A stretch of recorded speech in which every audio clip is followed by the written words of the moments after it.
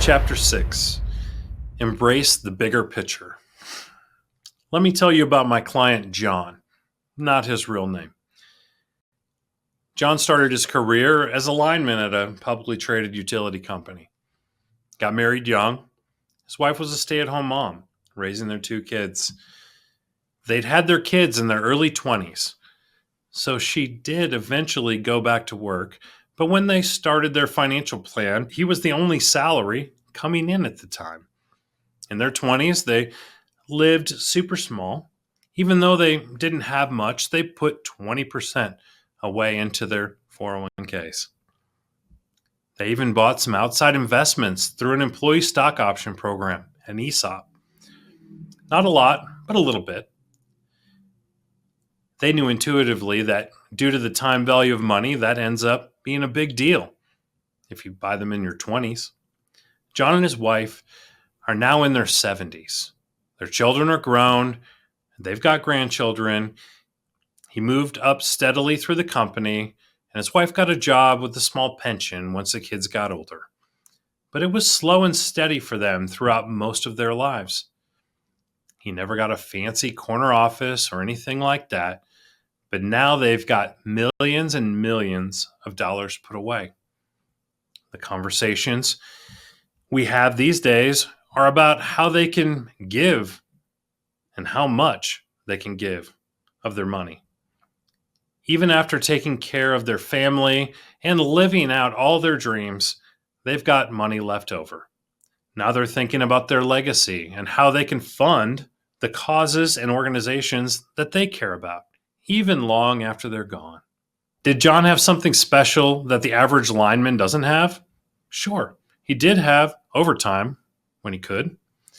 And they stuck to a tight budget, particularly when they were younger and had less coming in. In their 20s, they probably looked like they were struggling. And was there pain at times? Sure. But they bought a house, paid off that house, raised their children. They saved all the way through. They're also quite generous.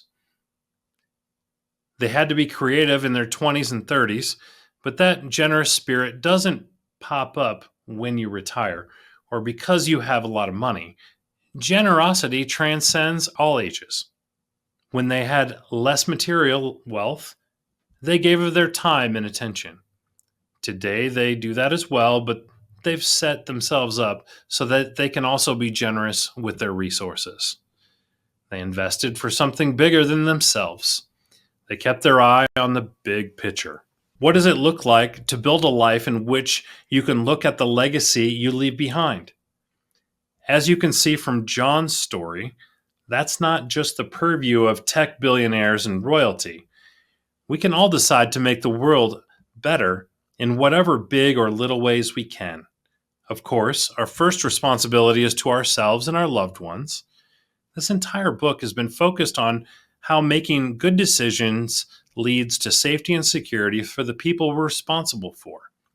Here, nearing the end of the book, I want to widen the lens to talk about the ways in which you can make an even bigger difference.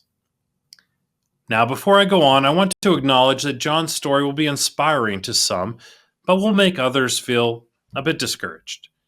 Maybe you've picked this book up in your 40s or 50s and life or lack of information led you to make different choices than John and his family did. Maybe his story makes you feel like it's too late for you. And while I'm a big proponent of the time value of money, and I've been preaching that gospel throughout this book, I'm also a big believer in where there is life, there is hope. Time does have a way of redeeming itself. As long as you're breathing, you can make a better day. If you don't save at all, you end up with Social Security and Medicare. It was once intended to be enough to enjoy your golden years, but it hasn't worked out that way. Sure, some people move in with the kids or squeak by on it, but it's not anyone's dream retirement.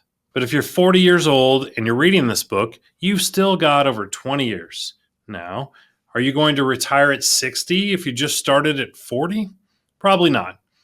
Even if you max out your 401k for 20 years, it's not going to be enough to continue you at your current salary, adjusted for inflation, when retirement age comes. But if you start at 40 and work until you're 67, now you've got the beginnings of a solid plan.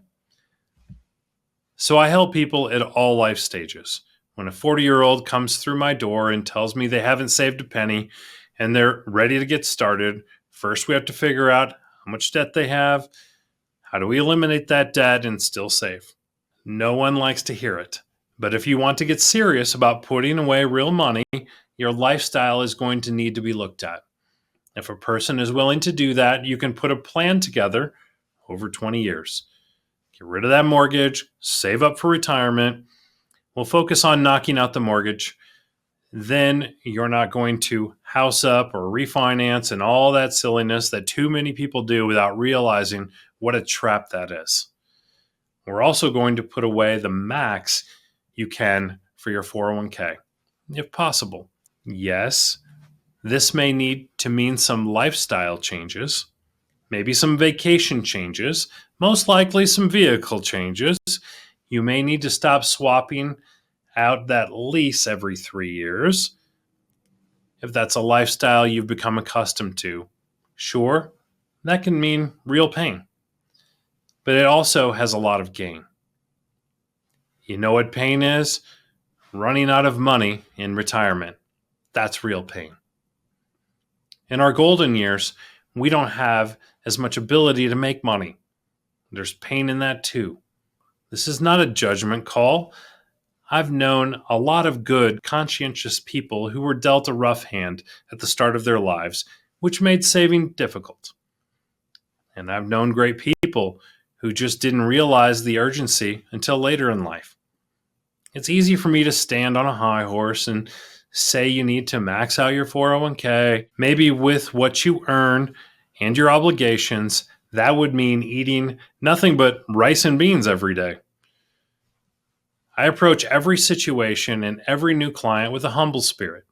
I give people options. I plug numbers into my software, show clients that if they put this much away, this is what they'll end up with. I give them a glimpse, a vision of how to become debt-free and then invest to become financially free with what they're making. And I show them how to adjust to make a brand new tomorrow. What can you achieve if you figure out how to live on $50,000 a year? I give my clients a vision. Some embrace it and change. Others do it for a short time, then revert to how they were doing things before they got serious about savings. Still others just cry. The power is in your hands. I only paint pictures for you. Real talk, if you're living on $100,000 a year and you're 40 with no retirement savings, you probably do need to live on 50,000 and figure out how to sock away the rest. But I can't force you to do that. What I can do, and what I do for clients all the time, is show them some scenarios. What will happen if you put away that proverbial 50,000 a year, 20,000 a year, or nothing at all? Numbers don't lie, and they don't feel anything. They just exist. It's up to you to decide what you want to do with them. You make the choices every single day. Whether you're in your first job in your 20s or you're worried you're starting too late, it's never too late to decide you're going to invest in yourself and your future. I've seen my clients have a lot of success. It's not as painful as it may sound. When you're contemplating tightening the old belt and getting serious about it, but if you don't do it, are you going to have to look at things like being in your 70s and still having to bring in some income because you didn't have enough saved? It's never going to be the end of the world. Where there's life, there's hope. But if you're making your golden years comfortable and abundant is your goal, and I suspect it is because you've gotten this far in this book, I show people how to make that happen within their own capacities. My job is to tell people what to invest in. We create a financial plan, give people a vision of their choices up to this point, and their possibilities going forward. Take care of the planet. At some point, when you're on the planet long enough, you look at everything around you, cut through the noise of everyday life, and have your breath taken away by all the majesty and beauty that surrounds us. If you're lucky, you had parents who instilled that wonder in you. If not, life and time usually do that to most of us. It stands to reason that after we have those thoughts, we ask ourselves, what can I do to make it even better here? For many of us, that may mean helping to build a local park or conserve endangered butterflies in your area. For others, it could mean finding people in need, figuring out how to help, maybe through supporting food banks or teaching literacy classes to adults. One way this gets spoken about in investment circles is socially responsible funds. That means you can choose to advance your worldview through companies you invest in. If a corporation treats its employees particularly well or takes certain social stands you believe in, choosing to invest in them by putting your money where your mouth is. I certainly have clients for whom that's an important component of how they choose their mix of investments. It's something to consider if you want to start making an impact today, and not just when you've saved up your whole nest egg. The bigger point of this grind. There's another story I want to tell you. I don't know that I necessarily want to tell it, but I think it's important to tell. It's my own. I'm altruistic, and yes, I do the work I do to help people. Writing this book has been an exercise in extending my reach beyond the people I can realistically help one-on-one. I get lots of satisfaction and enjoyment from building a business and helping people create their financial lives. I enjoy what I do, and it fits my skill set. But there's another side to it. I was brought up on a farm, and I've mentioned that before. I was taught how to run a business. It was wonderful getting an education and how to make money. But like I've told you, I did in my early years waste it on some cars and that had all the bells and whistles on them. Maybe a sound system I totally didn't need, but I really, really wanted. I had a really fast motorcycle and all the latest stuff. And I bought it all myself. A fact I was super proud of as a young man. I thought it was great. So I knew how to make money, which was more than some young people know how to do at that age, in my teens. But I also knew how to spend it. And if I'm being honest, how to waste it. And as I got into my 20s, I took a lot of finance classes. I learned about the time value of money earlier than most. But although I knew a lot of financial principles, most educational institutions do a bad job of teaching people about personal finance. Who knows why there's not more emphasis on that in high school or community college or university?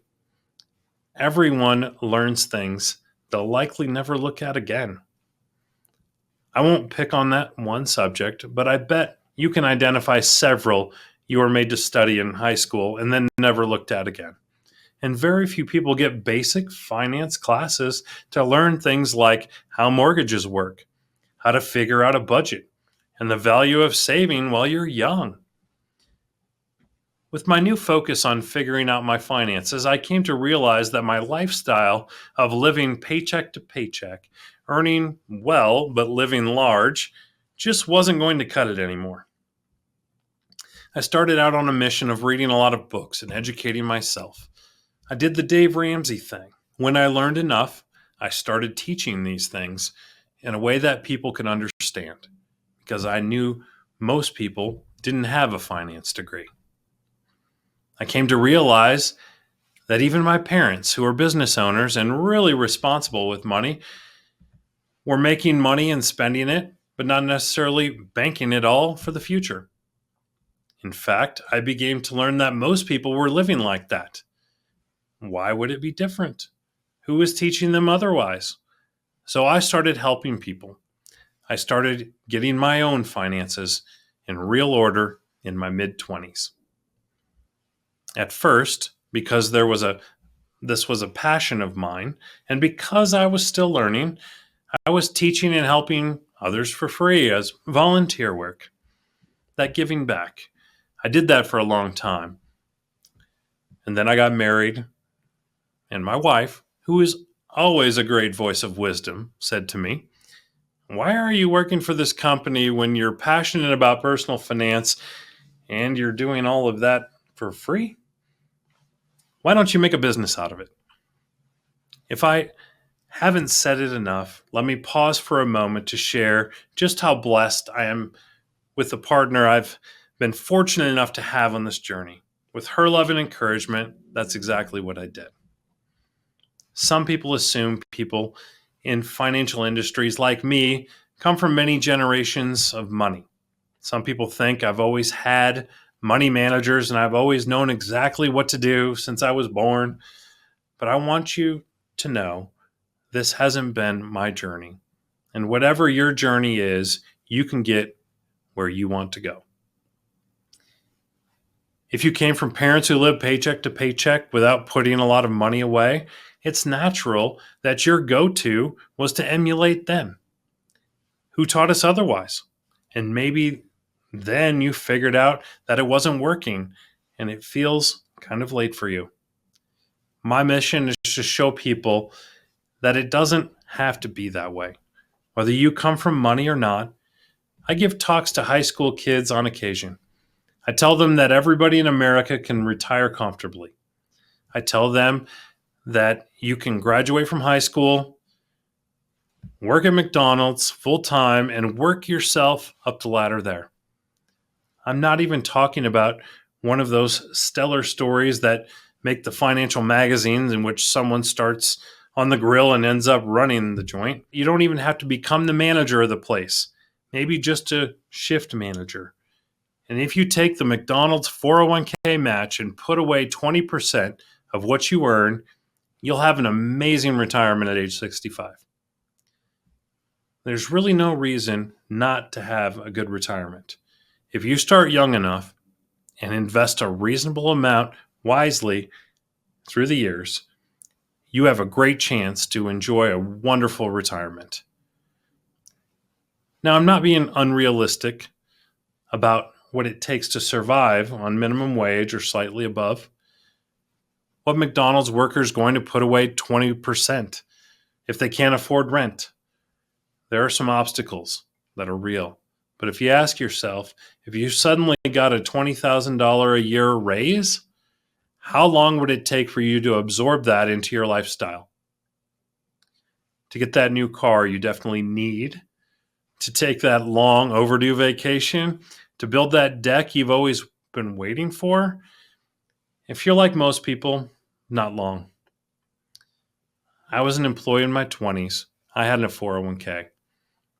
The company I worked for did not provide any assistance in figuring out how to use it. They just said, here's your list of options, here's your prospectuses, here's how much match we have, done. And I had no idea what to choose. How to do it, how to plan, what it meant, nothing.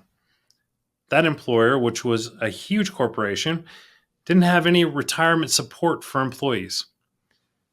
Your company, which I would guess is an awesome company, doesn't provide a lot of help. They might have me on the list of advisors to help you, but I have to be hired. So I cost money. All advisors do. You'll find my services in the brokerage window portion of your 401k. If you go to my website, powerupyour401k.com, or the corporate website, powerhousefinancialadvisors.com, you can find out whether we serve your business. I look forward to connecting with you there to provide the support you're seeking. My mission is to help people who are really good at what they do and figure out how to make their money work for them. I love empowering my clients to enjoy their families and their hobbies and stepping in to help pull it all together. I was an employee once. who didn't have a lot of help. But then I went from getting it figured out as an employee to creating a business to help employees win with money. It's a little cliche to say I did it so you don't have to, but when I look at the big picture, I see the meaning behind my journey. My goal is to help you see the meaning behind yours and to empower you to do it with the absolute best you can.